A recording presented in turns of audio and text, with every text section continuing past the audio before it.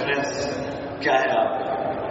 تو یہ وہ آیت ہے کہ جس میں جناب نبی کریم صلی اللہ علیہ وسلم کا ٹرم آف ریفرنس اور آپ کی بعثت کے مقاصد بیان کیے گئے ہیں کہ آپ کو کیوں بھیجا گیا، دنیا میں کیوں تشریف لایا۔ اللہ تعالیٰ نے اس آیت میں 4 مقصد حضور کے بیان فرمائے۔ پہلا مقصد حضور کا یہ بیان فرمایا کہ آپ کو اس دنیا میں بھیجا اس لیے گیا کہ آپ پر اللہ کی جو کتاب نازل ہوگی آپ اس کتاب کی ان کے سامنے تلاوت کریں، آپ اس کتاب کی ان کے سامنے تلاوت کریں، یہ پہلا مقصد۔ دوسرا مقصد وَيُعَلِّمُهُمُ الْكِتَابَ، اور انہیں اس کتاب کی تعلیم دیں۔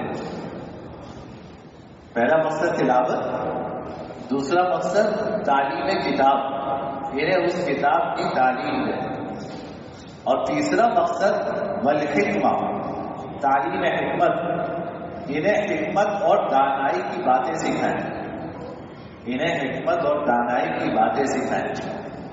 چوتھا مقصد وَيُزَكِّيهِمْ، ان کا تزکیہ کیجیے، ان کا تزکیہ فرمائیں، یہ چوتھا مقصد۔ آپ صلی اللہ علیہ وسلم دنیا میں یہ بتانے کے لیے تشریف نہیں لائے کہ کاروبار کیسے کیا جائے،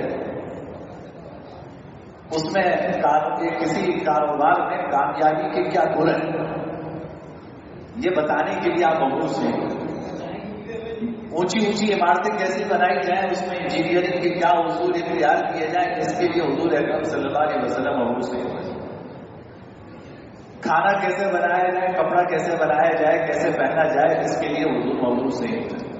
اللہ نے ان ساری چیز کی بھی ہماری ضرورتیں ہیں، بھائی کھانا پینا کپڑا مکان روٹی یہ ساری چیزیں ہماری ضرورت ہے، لیکن اللہ نے ہمیں ان ضرورتوں کو پورا کرنے کے لیے عقل کی دولت عطا فرمائی۔ اللہ نے ضرورتوں کو پورا کرنے کے لیے عقل کی دولت عطا فرمائی ہے۔ آپ اپنی عقل سے اس میں نئے نئے تجربات کیجئے، سوچئے اور تجربات کر کے اس میں کامیابی کی زینے چڑھیے۔ یہ اللہ نے اس کے لیے ہمیں عقل عطا فرمائی ہے، اس کے لیے اللہ نے اپنے نبی کو نہیں بھیجا۔ اللہ نے اپنے نبی کو جو بھیجا وہ ان 4 کاموں کے لیے بھیجا۔ پہلا کام اس کتاب کی تلاوت کیجیے۔ دیکھیے قرآن کریم کی تلاوت، اس کے الفاظ پڑھنا یہ اپنی جگہ مقصود ہے۔ حضور اکرم صلی اللہ علیہ وسلم کے بنیادی مقاصد میں سے ایک مقصد قرآن کریم کی تلاوت۔ ان کو قرآن کریم کی تلاوت سکھائیے، کیسے پڑھتے ہیں اس کو، اور ہمارے لیے بھی ضروری ہے کہ ہم قرآن کریم کی تلاوت ویسے کریں جیسے کہ جناب نبی کریم صلی اللہ علیہ وسلم کرتے تھے، اور حضور کیسے کرتے تھے، جیسے جبرائیل امین آ کے کرتے تھے۔ قرآن کریم نے کہا فَإِذَا قَرَأْنَاهُ فَاتَّبِعْ قُرْآنَهُ ثُمَّ إِنَّ عَلَيْنَا بَيَانَهُ، کہ جب ہم آپ کے سامنے، اللہ رب العزت فرما رہے ہیں، جب ہم آپ کے سامنے یہ قرآن پڑھیں تو آپ بھی ایسے ہی قرآن پڑھیں گے۔ اب اللہ رب العزت خود تو کلام نہیں فرمائیں گے، جبرائیل امین کے واسطے سے وہ کلام ہوتا تھا کہ جبرائیل امین جب آئے اور آ کے تلاوت قرآن کریم کریں تو آپ خود جیسی تلاوت کیجیے، پھر اس کے معانی اور مطالب سمجھانا یہ ہماری ذمہ داری ہے۔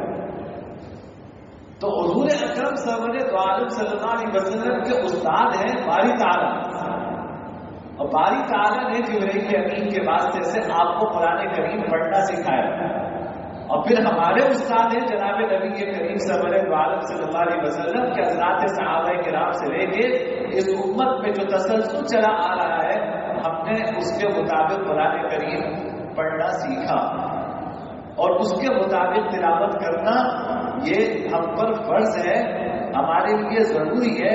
اگر ہم اس کے مطابق تلاوت نہیں کریں گے تو تلاوت نہ کرنے کی وجہ سے یا غلط پڑھنے کی وجہ سے گناہگار ہو۔ یہ ہر مسلمان پر فرض ہے